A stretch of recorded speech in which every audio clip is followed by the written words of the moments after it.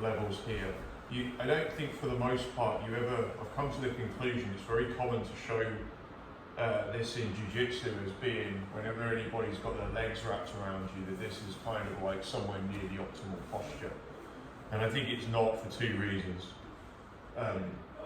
One is because for a lot of people they're not even flexible enough to really comfortably sit down here. I do think you want to be comfortably flexible enough to sit down here. I just think it's a position that if you end up in it, you should try and be as comfortable as possible. It's not a good position. And part of the reason it's not a good position, you're going to feel this now, is that if I ask you now, even without somebody putting any weight on your hip bones, to come back up, I want you to, as slowly as possible, I want you to, as slowly as possible, try and get up to about here. So we're doing an extension, and we go back down again. Don't get to the top, go straight back down, lower, slow, and you breathe while you're doing this. Now all the way down. The minute you feel your bum hits the bottom of these heels, I want you to go back up again. So when it touches, we're going back up, we're going super slow. You can start to feel very quickly how, and I'm not going to lock out. If I lock out, it's easy, right? If I lock out, we can relax, right? That's jiu-jitsu. That's jiu-jitsu at that point. But the minute I start doing this negative, super slow, it's basically doing a kind of kneeling Sissy squat. The minute we do this slow, we get into this range, you feel your quads are starting to work overtime, right? Basically it's a leg extension. Yeah? And then you get to the very bottom of it and you get here and it's like, oh, I can rest a bit here if you're flexible. So if you're flexible, you can sit here, right? But the problem here is that you know that the minute you have to go up here and start generating force with your quads, this is awful. Like, I have very little pressure here. If you put a digital scale on and looked at how much pressure I can generate back out, up out of this, it's almost zero. I'm barely able to lift myself up, right? And of course we can go fast to try and hide it, but really, the minute somebody starts sitting their weight anywhere close to these hip joints, you're going to struggle to ever get back up again. So you're pinned. You're pinned when you're sat here, and anything in between is going to be work to ever get here. So what we did in yesterday's class, I wanted to make that point because what we're doing in yesterday's class is when we start closed guard drills, we all have a habit. Like there's almost like a natural thing that you touch hands, right? And I sort of sit on my bum, and then he kind of, and then we start playing at some point. And if he knows how to correctly use his weight, from the moment he's even go back a little bit, from the minute really he starts to get anywhere close to here, even if I try and move from here, I'm in a dead position. I'm in a completely dead position. I've got nothing, right? He's just winning, and the more he walks this way, the worse this gets for me. And there's no way I'm ever going to be able to get back up to that full extension.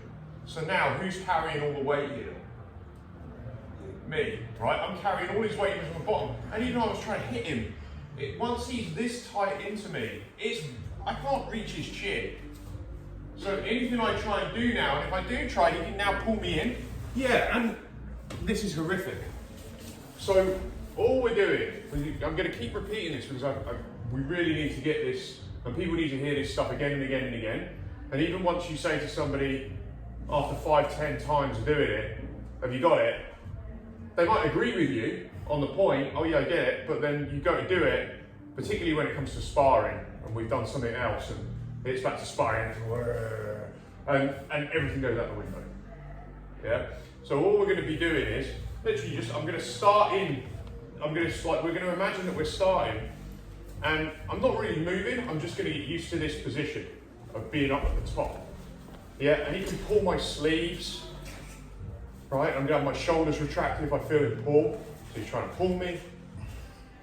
Yeah, and I'm just getting used to this position of not allowing him to, and at any point I just do this to him, I'm being passive. Whereas if I sit on my heels, he can pretty much do whatever he wants. Like the advantage to him is like, I'd say 75-25. If he gets all that way in. Are you keeping your hips stacked sort of thing? It's a great point. So I'm the only thing, so what I'm just trying to do is put myself almost in a straight line. It's almost like I'm in a straight line in terms of all my joints are going back. I have a slight, I don't know what the thing would be on that angle, but I'm not here, I'm not vertical. Yeah. I'm back, and the only sort of subtlety in this, where it's kind of like breaking this idea of I'm trying to form like a perfect straight line of all my joints, is I tilt my pelvis. So I just do that. That's the only thing I do, because if I don't tilt my pelvis, there's a natural tendency for the body to want to do this. So I'm tilting my pelvis. And then really from here, if he pulls my arms, I shrug my arms back. So if I feel he tries to pull, whatever, I should be impossible to pull in, but most importantly, really almost impossible for him to connect to you with his legs. He can't get his legs around here. He ends up with his legs down here. And this is what I always want, even in open guard. I don't want his feet on my hips. I want his feet just below by hips, I mean nearly at crest. I mean there. If he's like half an inch below, I can do all sorts to him. But if he's on the hips, nothing. And it's the same. This is all the same. Yeah? So I've talked a bit. Get a partner, let's just give that a go. Just literally walking in. One person's just there like this, tilting. We're just going to see if we can wrap the legs around and what kind of grip you can get.